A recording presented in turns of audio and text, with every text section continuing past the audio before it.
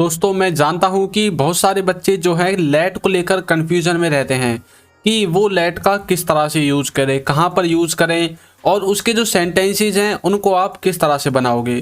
तो देखिए आज आपका लेट का सारा कंफ्यूजन मैं इस वीडियो के द्वारा क्लियर कर दूंगा और लेट से जितने भी प्रकार के सेंटेंसेस बन सकते हैं उन सब को भी मैं इसी वीडियो में क्लियर कर दूंगा।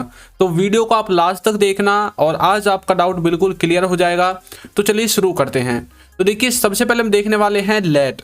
और लेट का मतलब देखिए क्या होता है। लेट का मतलब होता है वह मुझे जाने देता है, या फिर मैं उसे देखने नहीं दूंगा, या फिर उन्होंने मुझे बोलने नहीं दिया। तो इन सेंटेंसेस से हमें क्या बात पता चलती है, इनसे हमें ये पता चलती है कि किसी ने किसी को कुछ करने दिया या फिर किसी ने किसी को कुछ नहीं करने दिया।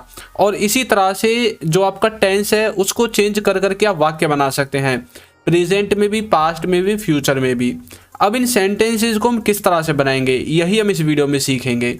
तो देखिए यहाँ पर ये जो टेंसेस हैं यानी कि जो आपके आगे ये सेंटेंसेस हैं इनको देखिए, इनका मतलब होता है करने देना, कोई काम किसी को करने देना या फिर नहीं करने देना। अब यहाँ पर देखिए जो लेट है इसकी वर्ब की कौन कौन सी फॉर्म होती हैं।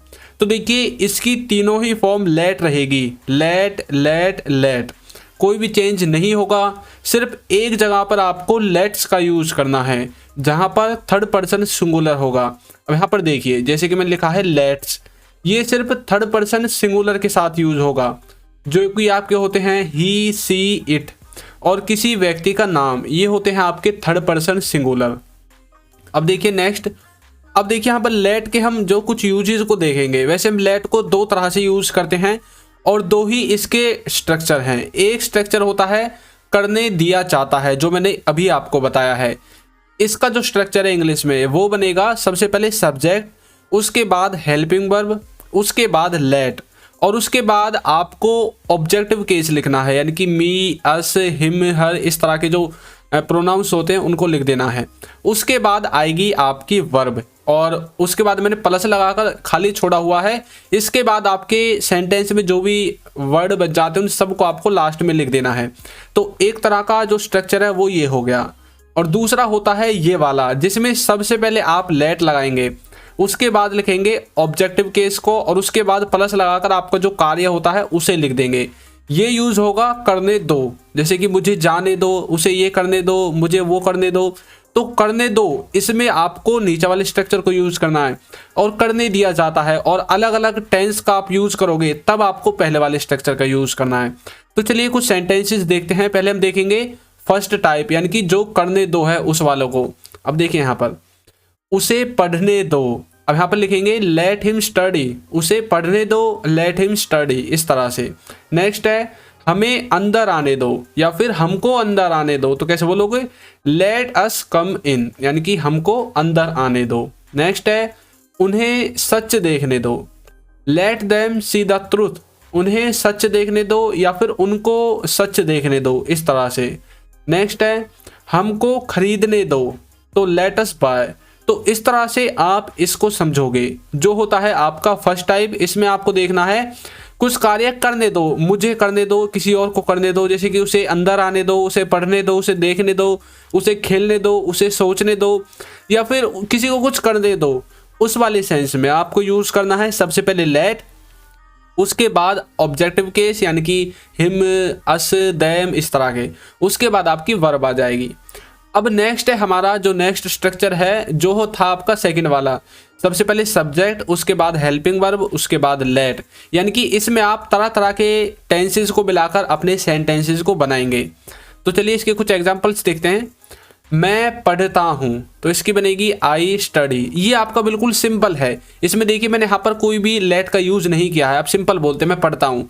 लेकिन यदि आप बोलेंगे मुझे पढ़ने दिया जाता है, अब क्या कहना चाहते हैं कि किसी के पास ये अधिकार है कि वो मुझे पढ़ने देता है या फिर उसके द्वारा मुझे पढ़ने दिया जाता है। अगर वो चाहे तो मुझे पढ़ने नहीं देगा, तो मैं बोलना चाहता हूँ कि मुझे पढ़ने दिया जाता है, तो किसी व्यक्ति के द्वारा मुझे पढ़ने दिया जाता है, तो आई लेट स्टडी, इस तरह से।